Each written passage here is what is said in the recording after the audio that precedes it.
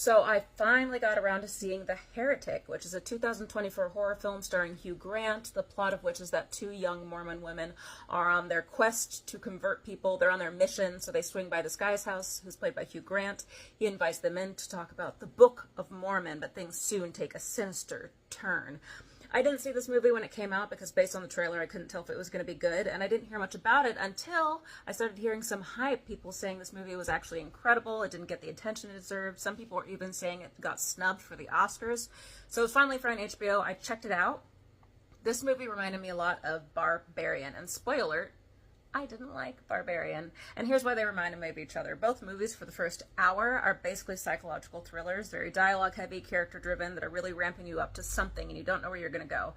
And then both movies spiral into this thing that you can't tell, I couldn't tell if it's meant to be supernatural.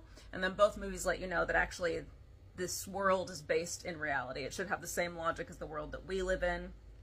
And for both movies, I did not buy that the events happening in these movies could be happening in our world. So to me, they go a little too far out of left field for me to feel that they're believable, which means that for me, they're not scary. But back to The Heretic, I just didn't find The Heretic to be particularly scary or particularly entertaining, and I didn't really love the way that it was shot.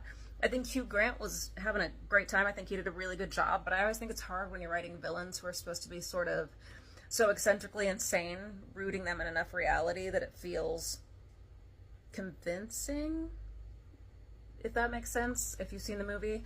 The other issue for me with this movie is I think that the movie thinks that it was making a lot of really deep points about religion. However, if you really sit and think about it, I think a lot of the points he was making about religion are really surface level and the things that you talk about in like your first 10 minutes of a religious debate with somebody.